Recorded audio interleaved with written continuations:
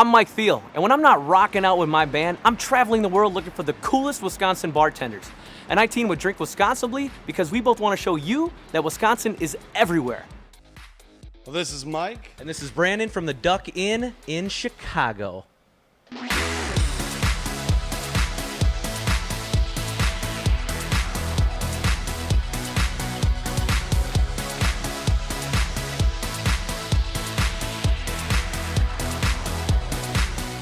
Brandon, you lived in Chicago for 4 years.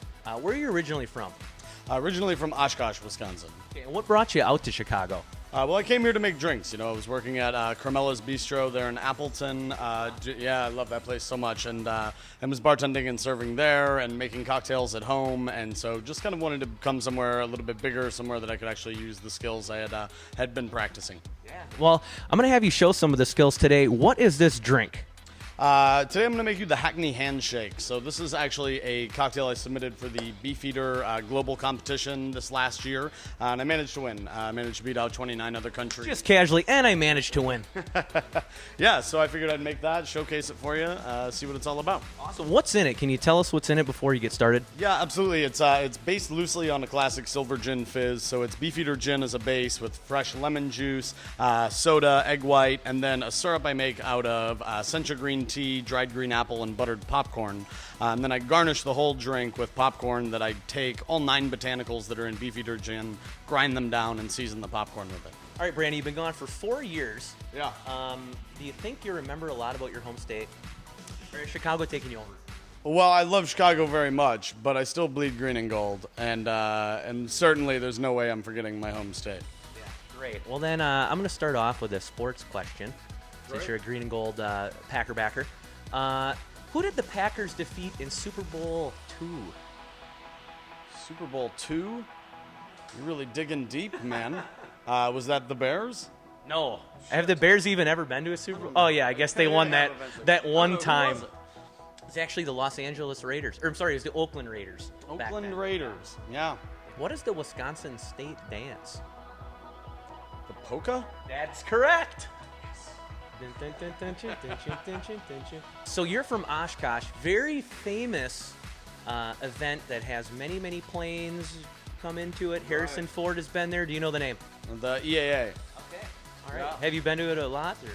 I used to go a lot as a kid. You know, there's a couple of big things each year at that space. There's EAA and then Ducks Unlimited. So my dad and I used to go shoot shotguns out at Ducks Unlimited every year. And then EAA actually was like my first job out flipping burger patties when I was about 15 years old.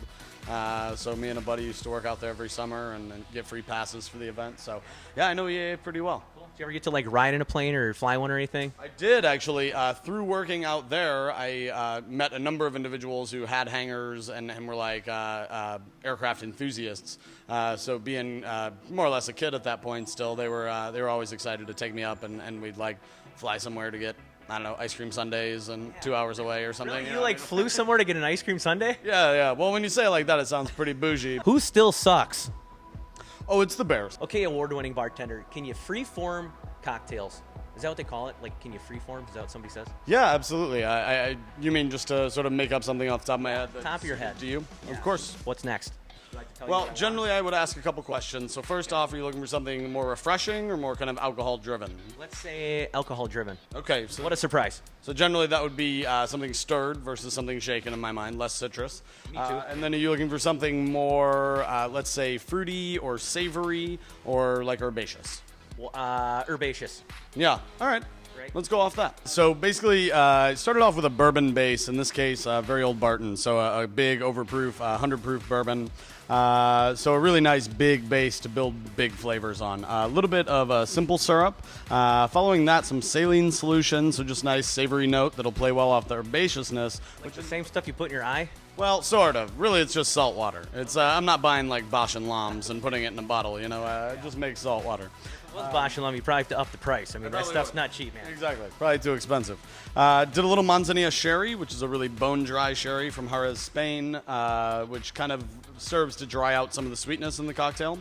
Angostura bitters, and then a little bit of green chartreuse, which has a ton of big herbal notes, so you get a lot of that herbaceousness. Now, to finish the cocktail, I took that same green chartreuse, dipped some fresh thyme into it, lit that on fire, and kind of held the glass over it, as you saw. So more or less what was happening there is I was smoking out the whole glass, so the aroma of the glass will be that sort of burnt thyme scent on top of kind of a boozy, stirred, alcohol-forward, herbaceous cocktail per your request.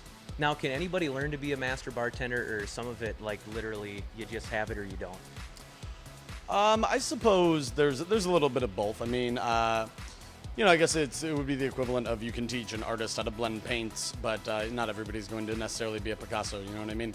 So absolutely, you could teach somebody, I could teach you how to make great drinks, classics, things like that, but when it comes to the creation end of it, then that's very much kind of an example or a style of someone's personal art.